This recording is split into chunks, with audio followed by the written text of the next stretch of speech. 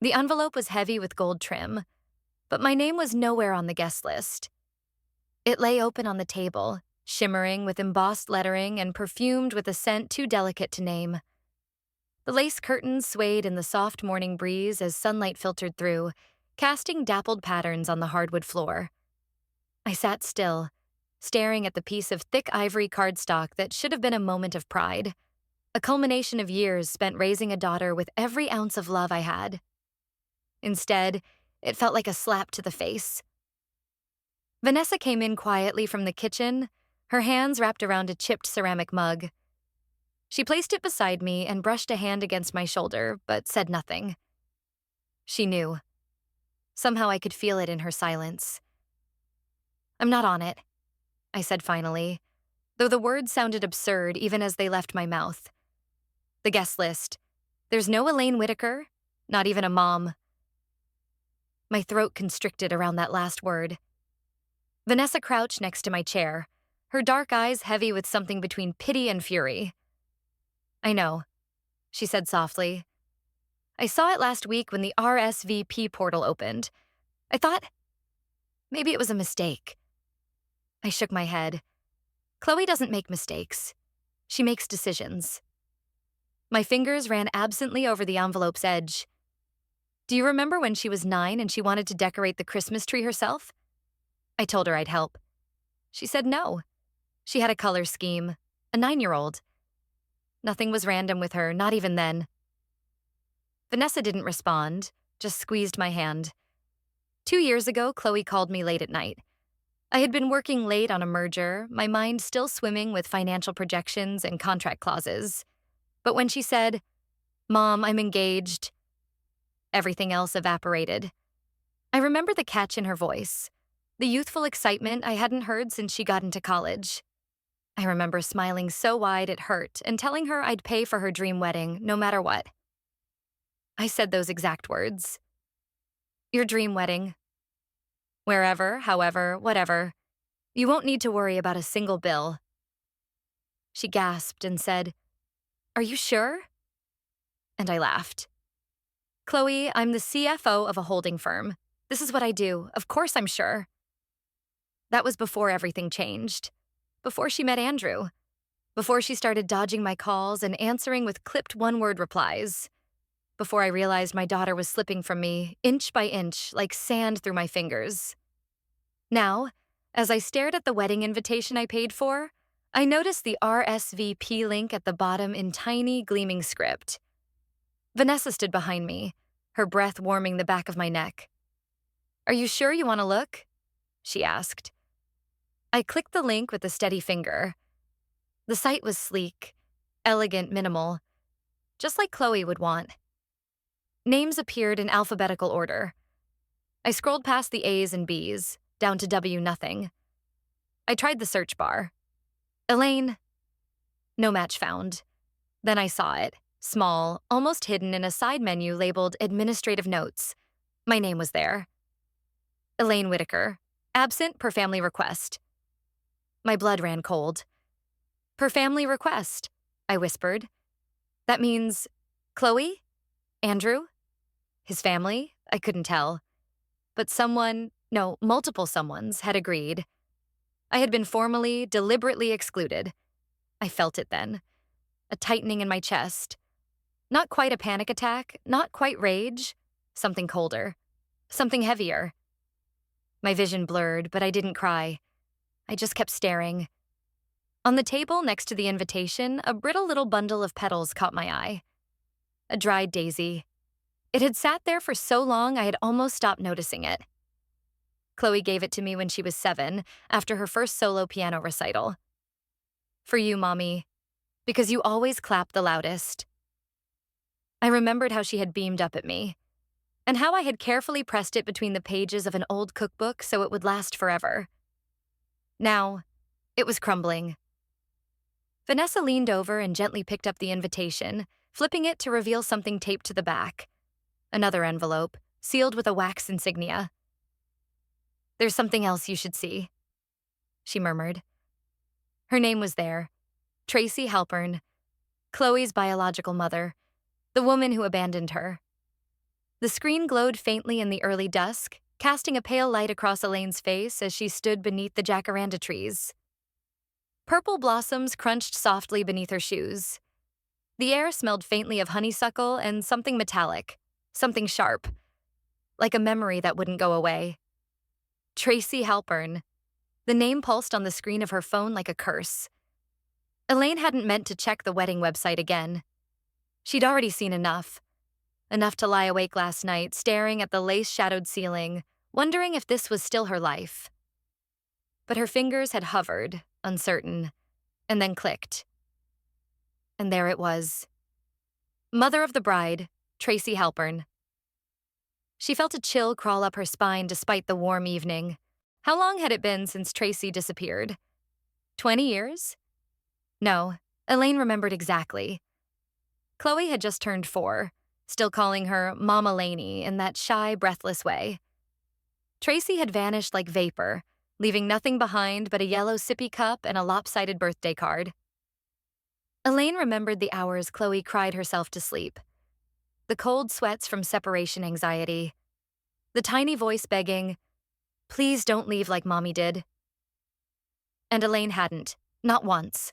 Through every stomach flu, every algebra meltdown, every breakup and sleepless night before SATs, she had stayed. Present. Accountable. Invisible, apparently. She lowered herself onto the worn wooden bench, its slats cool and uneven beneath her. Somewhere across the park, a child laughed, high and unburdened. She closed her eyes against the sting. It had taken 3 years of therapy to get Chloe to stop blaming herself for Tracy leaving. Elaine had paid for every session, sitting outside in the waiting room with trembling hands, listening to that little clock tick-tick-tick. At night, she'd hold Chloe until the nightmares passed, humming soft songs, praying silently for strength. Did none of that count? A dull ache spread behind her eyes. She scrolled again, compulsively. The website's homepage flashed pink and gold, with Chloe's smiling face alongside Matthew's. The perfect couple. She looked radiant. She also looked unfamiliar, as if Elaine had been slowly edited out of the picture 1 pixel at a time. Under About the Couple, there was a line about how Chloe's real mom had flown in from Vermont to help with final details. Real mom. The phrase caught in Elaine's throat like a shard of glass. She clutched the edge of the bench. The oak bark scratched her palm as she steadied herself. Real? She was the one who'd taught Chloe how to drive, who sat through high school musical rehearsals, who stayed up all night sewing a last-minute Halloween costume when the store-bought one ripped. And now Tracy gets a title, a front-row seat, and probably a toast. Elaine blinked furiously. She remembered one Christmas when Chloe was 10. Money had been tight, but Chloe had wanted a telescope. Elaine worked extra shifts, cleaned houses on the side, and wrapped that telescope in 3 layers so Chloe wouldn't guess. That morning, Chloe had squealed so loud even the cranky neighbor smiled. She said it was the best Christmas ever. Was that just forgotten? She tapped a link labeled Registry. It led to a glossy site filled with curated gifts: crystal champagne flutes, a $1,200 espresso machine, imported linens, and beneath it, a note of gratitude. Hosted lovingly by Tracy Halpern and Matthew Vaughn. Elaine's breath caught. She scrolled further, and there it was. A strike-through on the bottom corner. In small, unbothered font. With thanks to Tracy and Elaine. Now read, with thanks to Tracy and Matthew Vaughn. Her name wasn't just omitted. It was overwritten. There was no mention of the down payment she made for the venue. No reference to the designer dress she'd wired the deposit for. Not a trace of the fact that this entire wedding existed because she'd poured her savings, no, her soul, into it. Erased. Her thumb hovered over the screen. She wanted to scream, or cry, or throw the phone. But instead, she stared at the words as if sheer will could melt them off the page. Then she turned off the screen. The jacarandas rustled gently above her. Her shoulders trembled. Why now? Why Tracy? Why did Chloe reach backward to the woman who ran, instead of the one who stayed? Elaine pulled her cardigan tighter around her. The air had turned suddenly cooler. The bench beneath her felt harder, less like refuge, more like a verdict. So this was how it ended. Not with a fight. Not with a final goodbye. But with a quiet deletion. Her hand dropped into her purse, brushing past her wallet, keys, and a neatly folded spreadsheet. Venue bookings, catering costs, every transaction she'd funded. Elaine stared down at the row of numbers. Cold, clean, undeniable. They wanted to pretend she didn't exist. She would let them, but not without a record. Her voice was barely a whisper, but it carried in the empty park like a promise chiseled in stone. They want to erase me? Fine, but I keep the receipts. Vanessa had seen it coming, but I refused to believe my own daughter would erase me. The night air was thick with the smell of honeysuckle. I sat on our old wooden porch swing, watching the faint glimmer of moonlight bounce off Vanessa's teacup as she cradled it with both hands. We didn't speak for a while. Just the creak of the swing, the soft rustle of spring leaves, and the sharp sting in my chest that hadn't dulled since the envelope arrived. "She's been meeting with Tracy," Vanessa said quietly, like she was telling me something I already knew. I turned to her slowly. "Meeting?" "Lunches, a few dinners, coffee after work." Her eyes flicked toward me, then away. I didn't say anything before. I thought maybe it was just curiosity. Closure. I scoffed and leaned back. Closure from what? Tracy didn't raise her. Vanessa didn't argue. She never did when I got like this. Righteous, raw, on the edge of defensiveness. Instead, she set her tea down and folded her hands in her lap.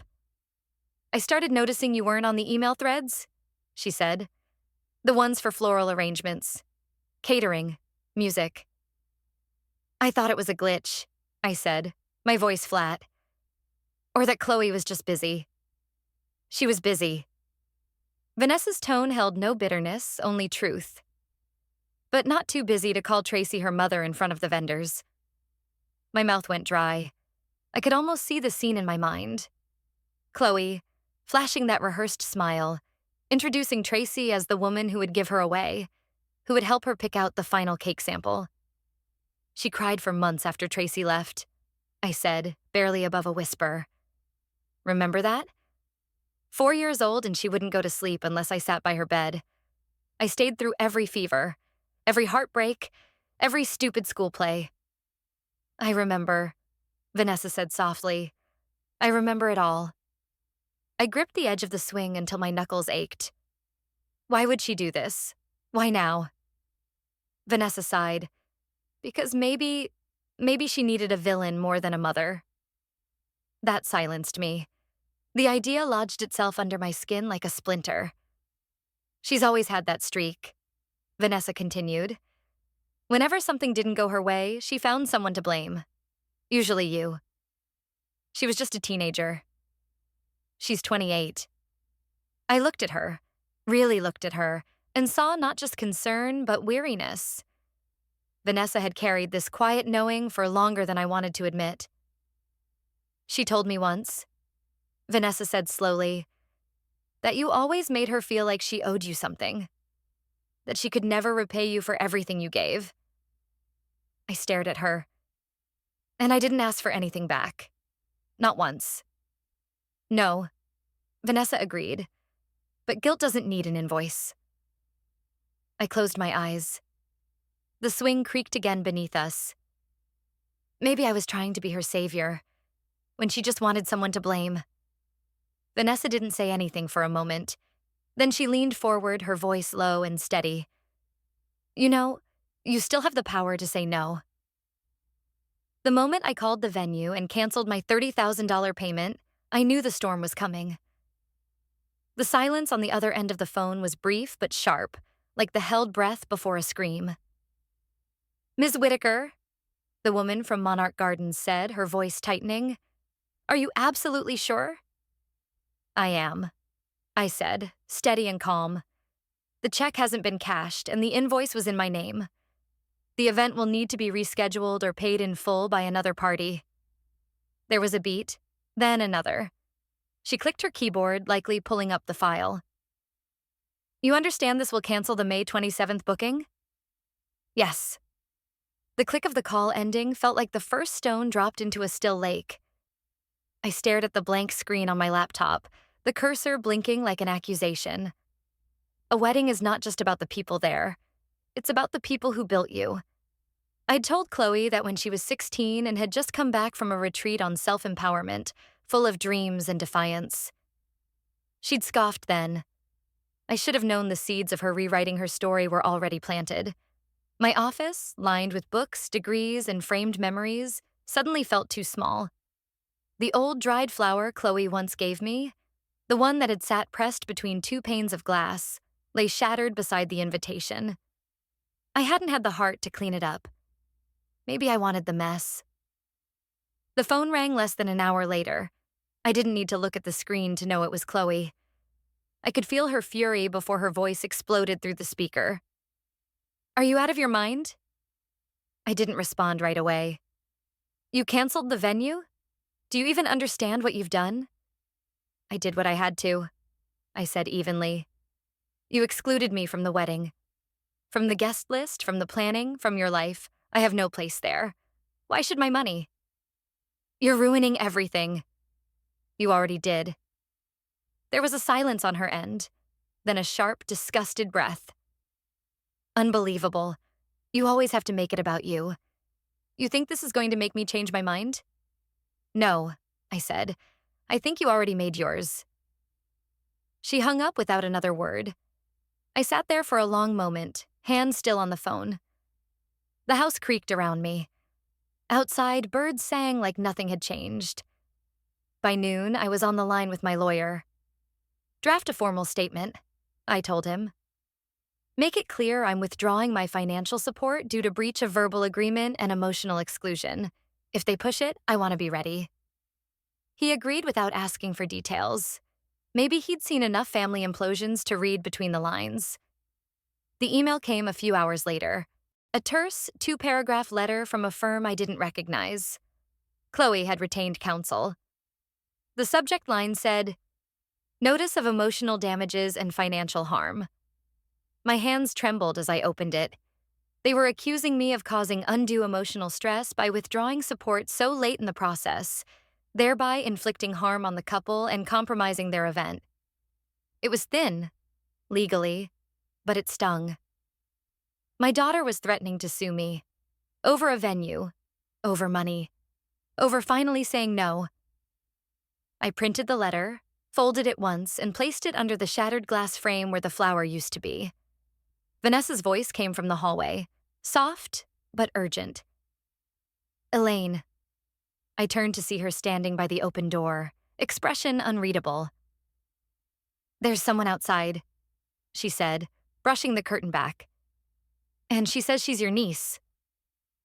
Tessa didn't come empty-handed. She came with photos, journals, and an apology. The morning light barely filtered through the half-closed blinds, casting long shadows across the living room. I hadn't slept. Vanessa handed me a warm mug of coffee, and I cradled it like a lifeline, my fingers trembling from more than just exhaustion. The front door creaked open. Tessa stepped inside, clutching a cardboard box that looked like it had been pulled straight from someone's attic. Dusty, overstuffed, taped haphazardly along the edges. She couldn't have been more than 22, but the set of her jaw carried years she hadn't earned. I'm sorry to show up like this, she said quietly. I didn't know where else to go. I studied her face. Margaret's eyes, same tilt at the corners. Her hair was pinned back, but loose strands framed her face. Her clothes were simple, slightly wrinkled, as if she'd dressed in a hurry. But it was the box she held that made my chest tighten. Vanessa motioned toward the couch.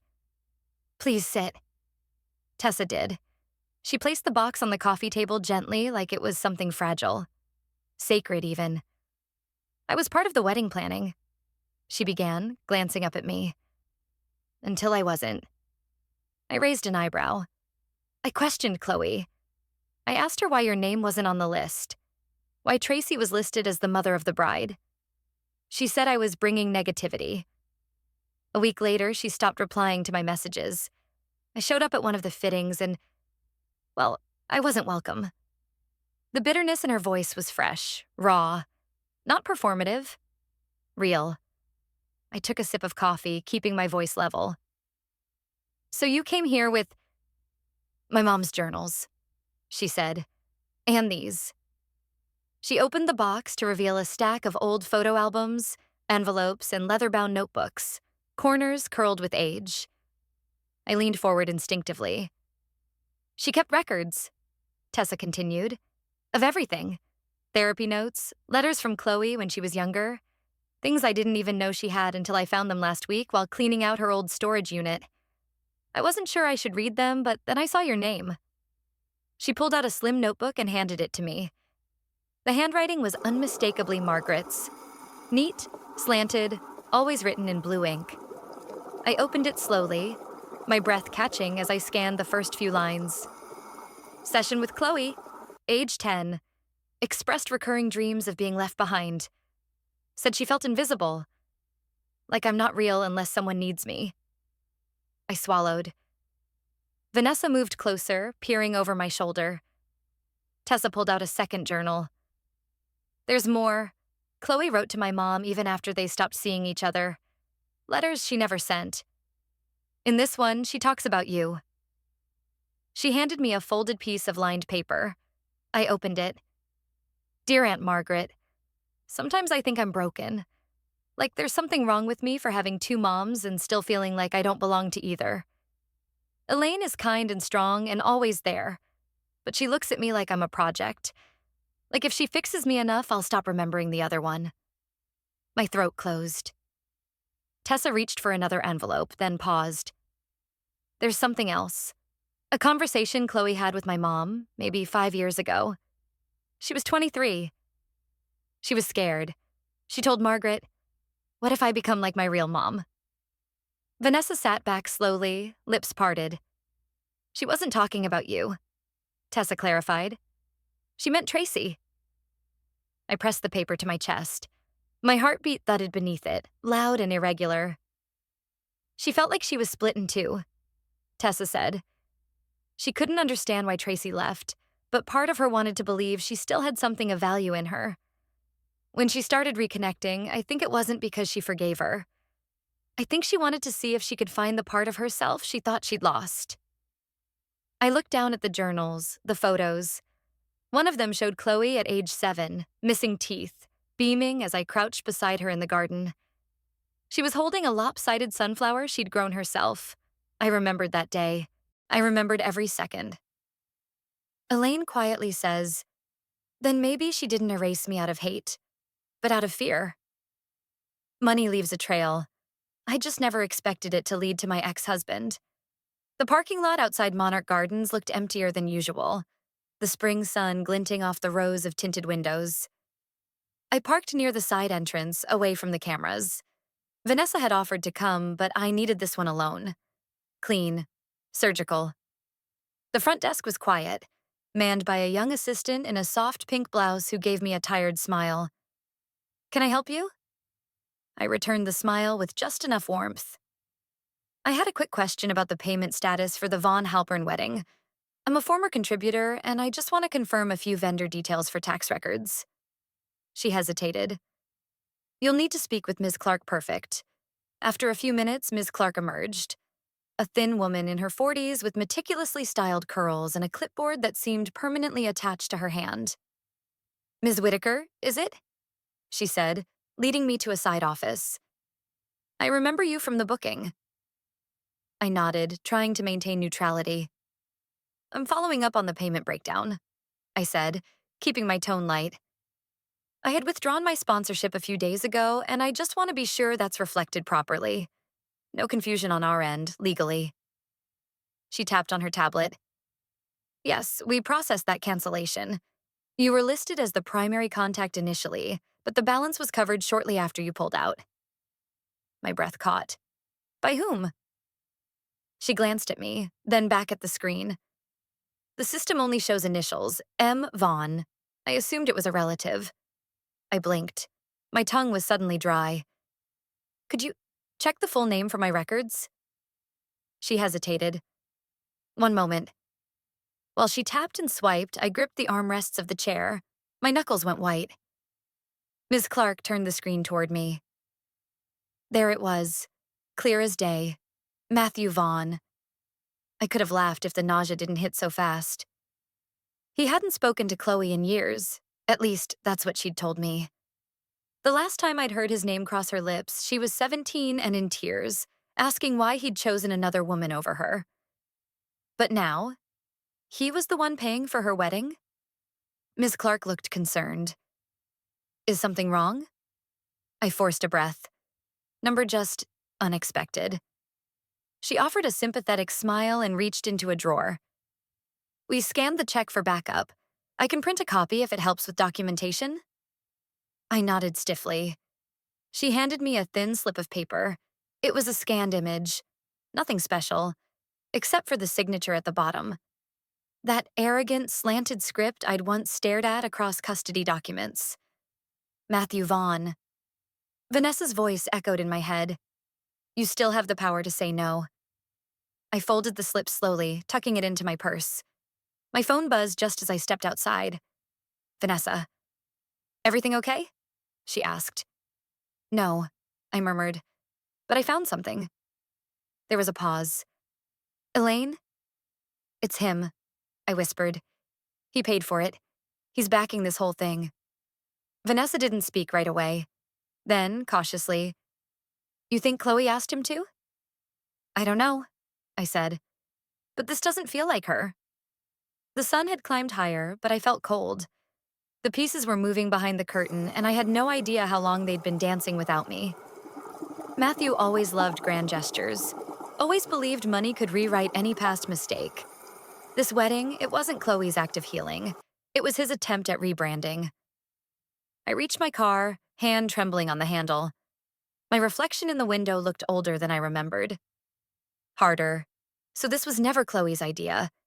It was his plan all along. He always wanted the spotlight.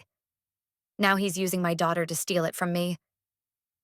The screen lit up with the soft shimmer of digital confetti as I watched the live stream begin.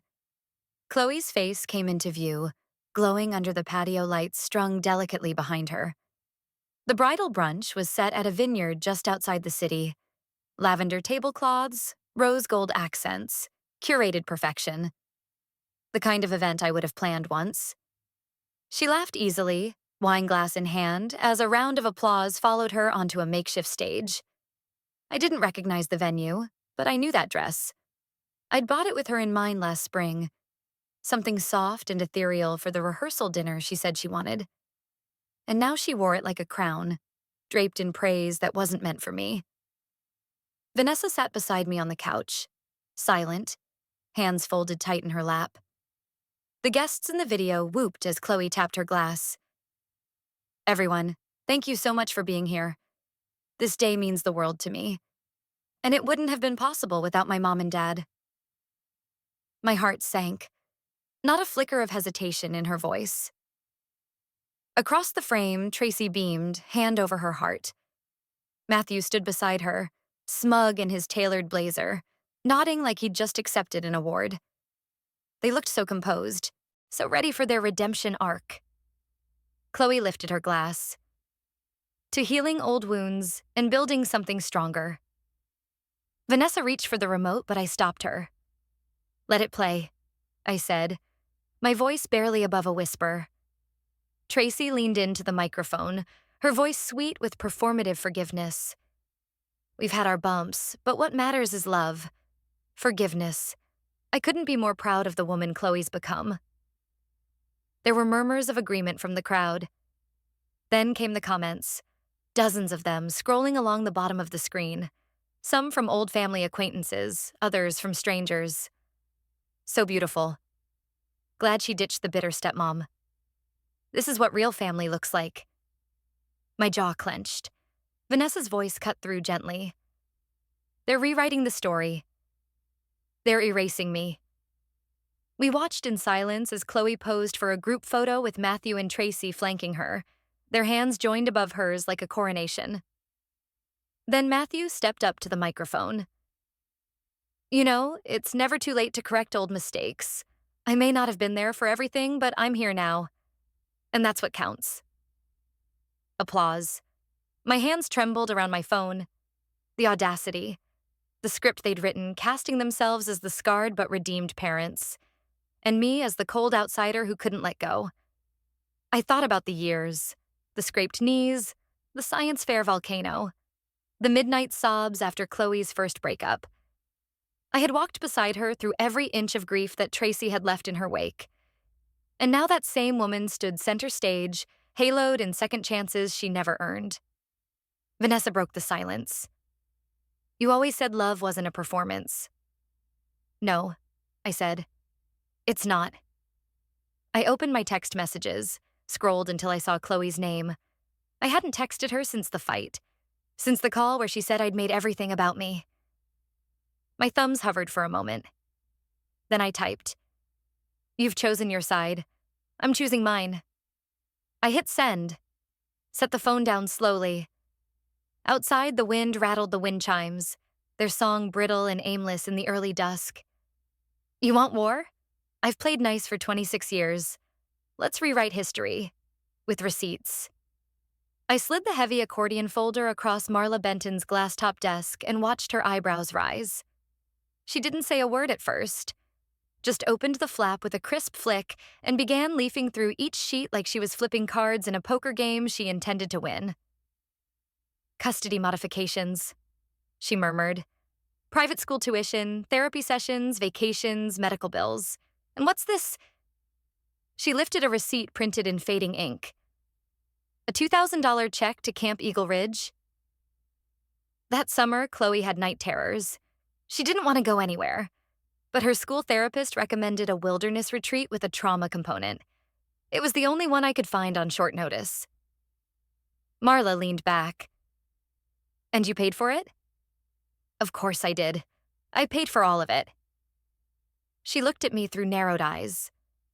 Elaine, do you understand the scale of this? I nodded. I documented everything. At first, it was just habit. Part of being the emergency contact, the medical proxy, the responsible one. But then I started noticing patterns. How Chloe only called when she needed something. How Tracy's name would pop up when money was involved. So I kept going. From across the room, Vanessa set down a stack of photo albums on a side table. You told me once, she said softly, that love without records is just memory. Maybe now it's both. Marla pressed a button on her intercom. Zoe, can you come in now? A minute later, a young woman with cropped curls and oversized glasses stepped into the office, her messenger bag already slung forward like a shield. She looked barely out of grad school. Zoe Kaplan, archival intern, Marla said. She digitizes things, makes timelines, organizes scanned evidence. Think of her as your memory technician. Zoe smiled, already reaching for the folder. Okay, Ms. Whitaker, walk me through what we're working with. I hesitated. Then I opened the first album, turned it toward her. Start here. Her 5th birthday. I planned the whole thing around her love for unicorns. Tracy didn't show up. Zoe tapped on her tablet. Got it. An hour passed like a breath held underwater. We sifted through a life. Piano recitals, orthodontist bills, even a faded Valentine's card with a stick figure drawing that read, Mom, the only one who never leaves. Zoe held it up. Do you want to include this? I took it gently, the paper frayed at the edges. It was Chloe's handwriting. Age 12, maybe 13. She had drawn herself between 2 mountains, labeled Mom and Real Mom, and drawn a stick figure me holding her hand as she crossed a rope bridge. I looked up. Yes, include it. Marla stood and walked to the whiteboard. This is what we'll do. We'll create a linear record. 26 years of financial, emotional, and parental evidence. We'll log every documented contribution. I'll draft a personal affidavit from you, and Zoe will prepare a visual presentation. If they want to rewrite history in the public eye, we'll show them the original manuscript. Vanessa stepped beside me, her hand resting gently on my back. "You always said the truth lives in the details." "Now," Marla said, folding her arms, "if they're dragging your name through the mud, posting things publicly, casting doubt on your role as Chloe's parent, this isn't just emotional. If they're defaming you, we sue. When someone's guilty, they always strike first." It was barely 8:15 on a Monday when my phone started vibrating on the cafe table. I was halfway through my first cup of coffee, watching the milk swirl into the dark roast when the buzz came again. A second notification, then a third. Vanessa had stepped out to take a call, leaving me alone in the booth by the window. Morning light filtered through the blinds, catching the thin layer of steam rising from my cup. I glanced at the screen. The first text was from Zoe. "Zoe, you need to see this." Now, the link was to a blog I didn't recognize. Something called Heartstrings and Healing. The headline knocked the air from my lungs. "Estranged stepmom tries to sabotage daughter's big day?"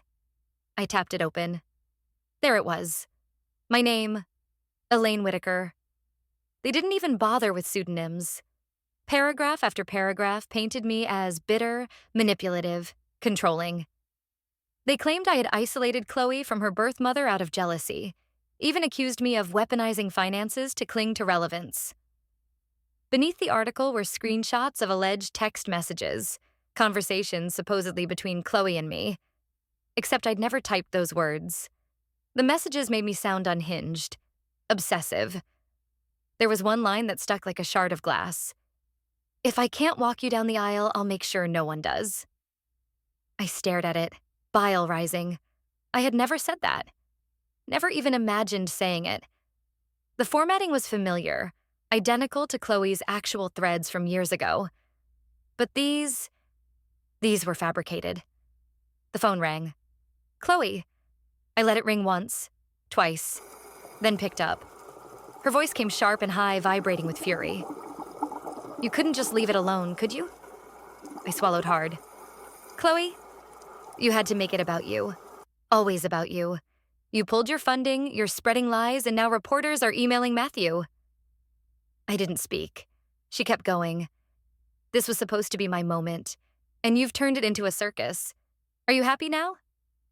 "I haven't spoken to a single journalist," I said, my voice steady. "And I didn't leak anything." "Oh, don't act innocent. Everyone knows you have a God complex. Just admit it. You hate that I don't need you anymore." I closed my eyes. "I never needed you to need me, Chloe. I just needed the truth." There was a pause. Then the line went dead. A new voice cut through the ringing in my ears. Bryce, my son, Chloe's older brother. The notification was a tag on social media. He'd posted a thread. "I don't usually comment on family matters, but there's a reason some people aren't invited to weddings. Boundaries exist for a reason. Don't let toxic people ruin your peace." It had racked up over 300 likes and counting. The comments below stung even more. Sunlit days. "Wow, can't believe a mother would act like that." Bride by midnight. "There's always one in the family who tries to hijack the joy." Matthew, Truth, 88. Some folks should remember weddings aren't therapy sessions. I locked the phone, but my hands were trembling. Vanessa slid back into the booth, sensing the tension instantly. "What happened?" "They're coming for me," I said quietly. "And they're not playing fair." Her eyes narrowed. "Show me." I handed her the phone. She scrolled, her lips tightening. Then her inbox dinged. She looked at her screen. "Well, you won't believe who just emailed us. A reporter." The media loves a villain, but this one brought me a chance to flip the script.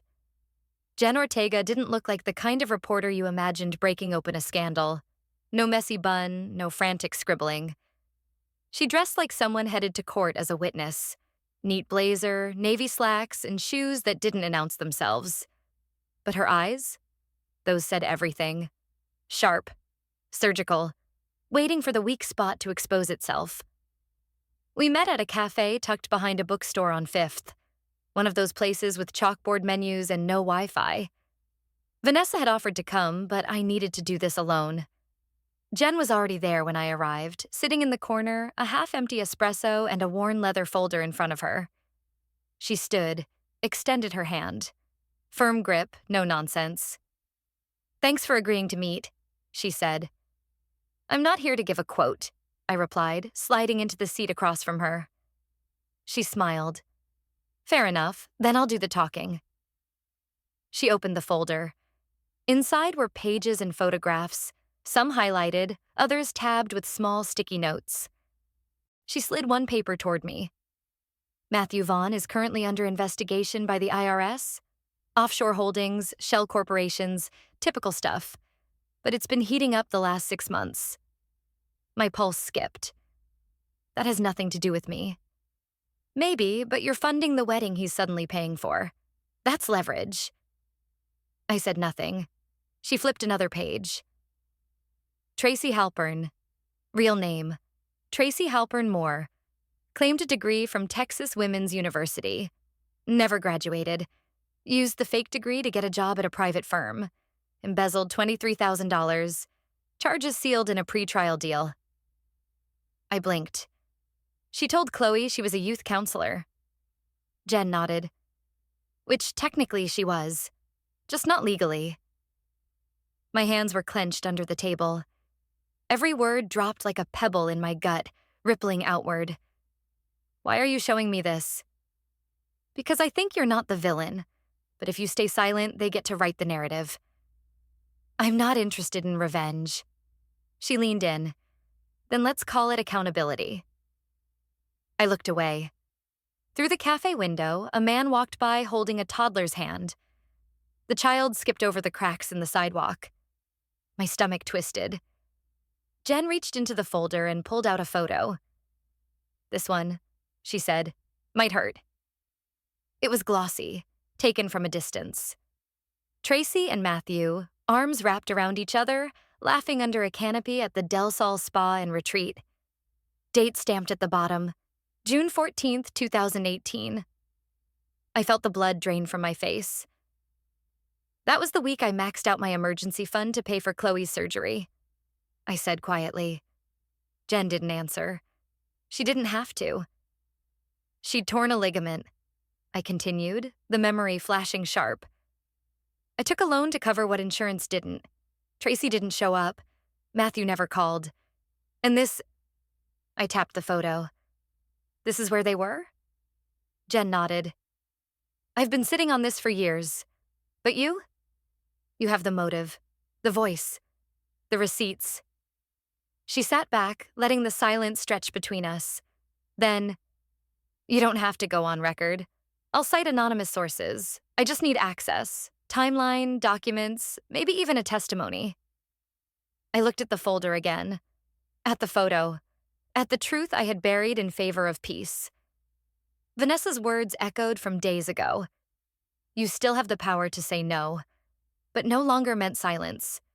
It meant resistance. It meant choosing my story over theirs. I picked up the photo, studied it one more time, and tucked it into my purse. "If they want a perfect wedding," I whispered, "let's give them a perfect reckoning." They erased me from the seating chart, but I arrived with something better than a seat. The truth. I stepped out of the car into a sea of white. The vineyard had been transformed into something out of a bridal magazine. Draped fabrics, roses spilling over marble arches, strings of fairy lights trembling in the breeze. But even under all that perfection, the air was thick. Heavy. Tense. I could feel the eyes the moment my heels touched gravel. Guests turned. Whispers started. Some recognized me. Others did what people always do when they don't know where to place a woman like me. They looked away. I walked with purpose, past the champagne table, past the fountain Chloe used to beg me to throw pennies into. Vanessa followed silently behind me, her presence a steady flame in my periphery. I didn't need to scan the guest list. I already knew. I wasn't on it. Then I saw her. Tracy. Dressed in ivory lace that didn't belong to her. Her arm hooked possessively through Matthew's. My ex-husband hadn't changed much. Still smug, still with that same crooked smile that once fooled me too. Chloe stood between them, radiant and stiff. Her bouquet trembled ever so slightly. Tracy broke formation and stormed toward me. "You weren't invited," she hissed, eyes darting toward the guests, trying to keep the fury tucked behind her teeth. "You're right," I said calmly. "I'm not here to celebrate. I'm here to watch you fall." Her face cracked for a split second before she turned back toward the altar. The officiant, visibly flustered, stalled, pretending to shuffle papers. Chloe avoided my gaze, clinging to her bouquet like it might save her from drowning. I took a seat at the back. I didn't need a row of friends. I came armed with something more powerful than applause. Truth. Marla approached from the side aisle, poised in a sleek navy suit, a folder pressed tight against her chest. She didn't sit. She simply brushed past me, and as she did, slipped something cold into my palm. A flash drive. Time for the toast. I was supposed to give a toast. I did. Just not the one they expected. The microphone trembled slightly in my hand, though not from nerves. From weight. From the accumulation of years, of sacrifice, of silence. 100 eyes stared up at me under the canopy of lights. Some smiling, some puzzled, some already shifting uncomfortably in their seats. The vineyard had turned golden in the falling light, like nature herself was holding her breath. I raised the glass in my other hand. When Chloe was 4, she asked me what love looked like. I told her it looked like showing up when it's hard, like sitting through nightmares and science fairs and teenage silences. Love looks like being there. Every day. Even when it hurts. Chloe's smile, faint and fixed, began to waver. I wasn't the one who gave birth to her, but I was the one who stayed. I paused. Let the air thicken. Let the rustle of taffeta and murmurs ripple. When she was 9, she got pneumonia. I slept on the hospital couch for 3 nights straight.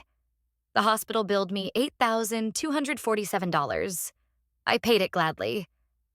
When she was 15, her prom dress ripped, and I stayed up until 3 a.m. sewing sequins by hand. I've got the receipt. $179. At 22, she had her first panic attack. I drove 6 hours through snow to sit beside her. I brought chicken soup and tissues. No invoice for that. Somewhere in the second row, Tracy stiffened. Matthew had stopped pretending to sip his champagne. Vanessa stood at the edge of the tent, silent but solid, like a lighthouse in the storm. I was told this wedding was a celebration, a new beginning, a fairy tale. I tilted my head. Funny then how this fairy tale was funded. I reached into the folder beside me. Pages fluttered. I held up the photocopy. This is a canceled check. Mine. $30,000, and this... I flipped to another page, the room now utterly still. Is the replacement. Signed by Mr. Matthew Vaughn, the same man who defaulted on taxes in 2019, the same man whose fiancée lied about her education to embezzle from her last employer. Gasps. One woman covered her mouth. Chloe's glass slipped from her hand, shattering on the reception floor. Oh, and this, I continued, is a note Chloe wrote at 12. Mom never leaves, not even when I try to push her away. That was me. The microphone picked up the faintest rustle of wind, the hitch in Chloe's breath. And so, I said, lifting my glass again, I raise this toast. To the past we can't rewrite, no matter how much money or denial we throw at it. A daughter's silence can be louder than any betrayal. And this is mine. I set the glass down. From the back, someone gasped again. Chairs scraped. Chloe swayed. Reporter Jen, dressed like any other guest, quietly stood and exited, camera still filming. And then, Chloe collapsed. Truth is quiet after it explodes. The morning light filtered through my kitchen window, fractured by the lace curtains I hadn't changed in over a decade. It touched everything like an apology. Soft, hesitant. The headlines, however, were anything but gentle. Mother of the bride delivers shocking toast. Accusations of fraud rock vineyard wedding. Elaine Whitaker, hero or villain? I didn't open the articles. Vanessa read them out loud from her phone as she sipped coffee, her voice flat, neutral. I didn't ask her to stop. The room smelled of burnt toast and old lavender. It felt strangely like a Sunday morning, except I hadn't slept. Not really. The phone rang, and rang again. I silenced it. Then it buzzed with texts, some from people I hadn't heard from in years. Some said, "Proud of you." Others were less kind. "You ruined her day. You could have handled that better." And one, "You were always jealous." Marla arrived in a charcoal gray suit, fresh lipstick, not a strand of hair out of place. She set down her briefcase on the dining table like she was planting a flag. "We may get subpoenas," she said. "If the media coverage pushes the DA, Tracy and Matthew's records could be unsealed." I nodded, folding the same napkin over and over in my lap. "Let them open the books." Vanessa brushed a hand across my shoulder. "You okay?" "I'm lighter." The word surprised me, but it was true. The weight I'd carried for years, of pretending, of biting my tongue, of mothering through silence, was gone. Not because things were resolved, but because I had finally spoken. A new message buzzed on my screen. From Chloe. "You humiliated me? Why?" The cursor blinked. Waiting. I stared at her words, heavy with pain, maybe anger, maybe guilt. I didn't reply. I deleted the message. For once, I wasn't the one cleaning up the mess. I wasn't the one absorbing damage to protect someone else's comfort. I'd given her 26 years of explanations. I didn't owe her one more. Vanessa sat beside me, scrolling through her email. She glanced at me, surprised. "There's something odd here." "What now?" She turned the screen. A voicemail transcript from a local nonprofit. "Elaine Whitaker, you've been nominated for the local Women's Leadership Award." She mailed me the dress. I returned it. In ashes. The package arrived without warning. No return address, no sender's name, just a rectangular box wrapped in brown paper, the kind that used to carry birthday gifts or books from distant cousins. Vanessa brought it in from the porch and set it on the kitchen table with a furrowed brow. I didn't touch it right away. I let it sit through 2 cups of coffee and a phone call with Marla, who assured me the subpoenas had been filed. Then, once the sun began to lower behind the trees and painted the house in bronze, I sat down, sliced the tape, and opened it. Inside was a wedding dress. Ivory satin. A low back with pearl buttons. The one Chloe had dreamed of since she was 16. I lifted the hem, let it unfold like a wave spilling onto the table. There was a faint scent, rosewater and starch. It hadn't even been cleaned. At the bottom of the box was an envelope. Her handwriting hadn't changed. Sharp, a little impatient, still curling her Y like a child. "I thought you should have this. You paid for most of it." See, no apology, no explanation, just that. Vanessa came out into the yard just as I struck the first match. "You sure?" I nodded. She wanted me to have it. The fire pit hissed softly as the flames caught the fabric. The satin didn't scream. It curled in silence, blackening at the edges, then flaking away. Smoke drifted upward in gentle spirals. I stood without flinching. Images passed behind my eyes like film reels. Chloe with peanut butter on her cheeks. Chloe the day she first rode a bike without training wheels. Chloe sobbing in the dark, whispering, "Don't leave me too." I remembered every version of her. And then I let them go. "You okay?" Vanessa asked. I didn't answer right away. Just watched the final scraps of lace dissolve into ember. Then I whispered. Not to Chloe, not to Vanessa, but to the part of me that had held on too long. "Goodbye." The fire crackled, almost approving. We stood there together in the growing dark, warmth licking at our skin, the smoke threading into the stars above. Vanessa slipped her hand into mine. "What now?" she asked. I exhaled. We build something real. I was the villain in their story, so I wrote my own. The chairs in the town hall were all metal-backed and squeaky, but they'd been polished for the occasion. Rows of paper programs fluttered slightly beneath the weak air conditioning, each one marked with a simple, unassuming title, Women's Leadership Awards, celebrating those who rebuild. I sat in the third row, hands folded neatly in my lap, eyes fixed on the podium. Around me were women in every color and shade, young mothers, retired teachers, a woman who ran a mechanic shop out by Route 16. Some nodded in recognition as they passed me.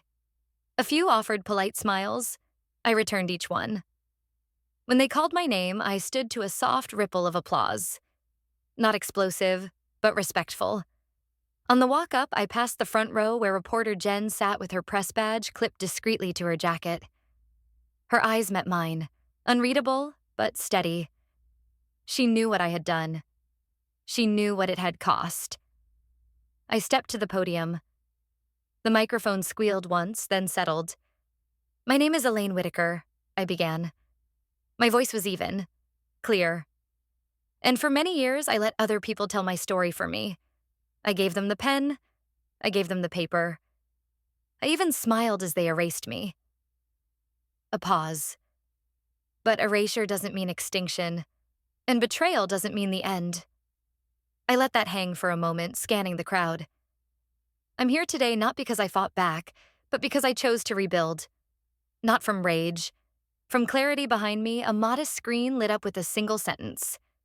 The Whitaker Fund. For women starting again. I'm launching a mentorship and grant program, I said, for single mothers, for women who've been pushed aside, told to be silent, or asked to smile through disrespect. Because legacy isn't about bloodlines or weddings. It's about what you build and who you lift along the way. The applause grew. This time, louder, warmer. When the ceremony ended, Jen approached, recorder in hand. "Elaine, just one question?" I nodded. "Any message for your daughter?" I didn't hesitate.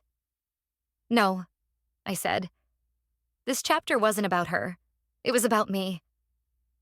I left the building with Vanessa beside me and the scent of early summer in the air. We turned the corner onto Main Street, where the old storefront I'd been renovating for months stood freshly painted, windows gleaming. A white sheet covered the new sign. I took the edge and pulled it down. Whitaker and Company, built on truth. People clapped. A few cried. I didn't. I smiled. Not the smile of someone trying to be liked or accepted or forgiven. Just a smile that belonged to a woman who had finally written her name in ink. They tried to erase her, but she rewrote every page they stole.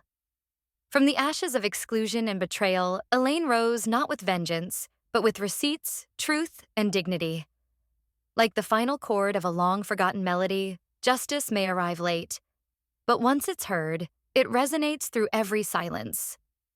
When injustice is met with unwavering courage, the final verdict can echo through a lifetime. If you felt her story, comment 1. If you think justice wasn't fully served, comment 2. Don't forget to like, share, subscribe, and let us know your thoughts below.